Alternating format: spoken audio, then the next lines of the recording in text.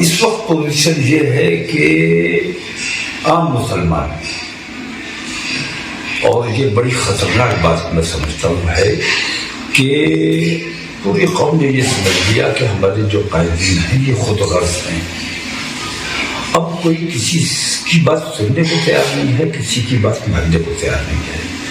تو قائدین کا خود غرض ہو جانا اور عوام کا خود مختار ہو جانا، یہ دونوں بے حد خطرناک باتیں ہیں. اور ان سے کیسے چھٹکارا حاصل کیا جا سکے یہ سمجھ میں نہیں آ رہا ہے. مشکل یہ ہے کہ ہمارے جتنے لوگ ہیں،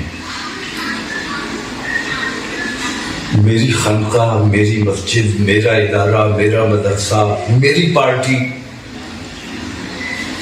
آپ نے عوام کی فلاح و بہبود کے لیے، عوام کو، مسلمانوں کو تکلیف پہنچانے کے لیے یہ بنائی ہے، یہ پارٹی مسلمانوں کو بانٹنے کے لیے بنائی ہے. سوال یہ ہے تو میری پارٹی اور میرے معاملات، میری بیوی، میرے بچے اگر ان سب سے اوپر اٹھ کر مسلم عوام کے بارے میں سنجیدگی کے ساتھ نہیں بیٹھیں گے تو نتائج بے حد خطرناک ہیں.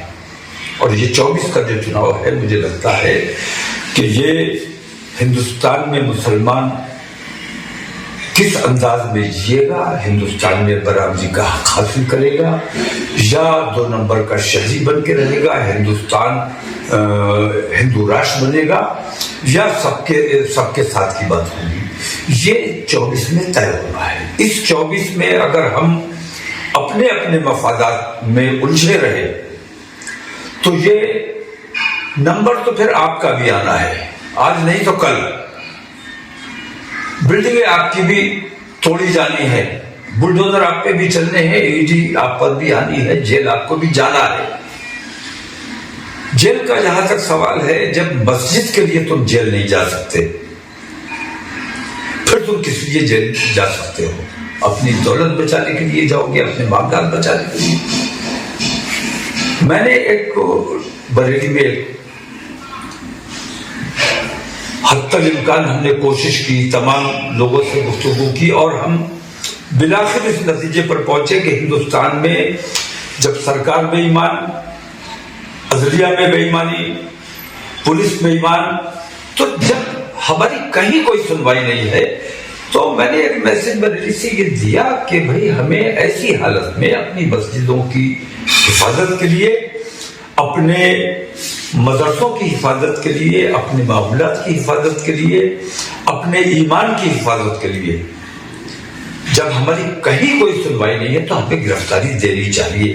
اور میں نے گرفتاری دے کر دکھایا اور یہ پیغام دینے کی کوشش کی کہ جو کام میں نے یہاں کیا ہے اپنے اپنے علاقوں میں آپ لوگوں کو کرنا چاہیے. ہر ضلع میں، ہر صوبے میں وہاں کے بازار جو لوگ ہیں ان کو یہ چاہیے تھا. اور میں ابھی بھی کہتا ہوں، ابھی بھی میں یہ بات کہتا ہوں کہ جس طرح آپ اپنے مال کی زکات نکالتے ہیں، عزت کا صدقہ جان ہے، جان کا صدقہ مال ہے.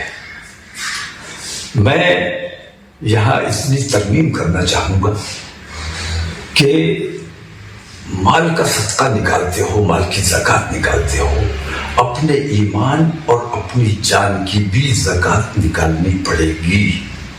2-2.5% نہیں، میں کہہ رہا ہوں جان دینے کے لیے نہیں، صرف قربانی کے جذبے سے گھر سے نکل آؤ.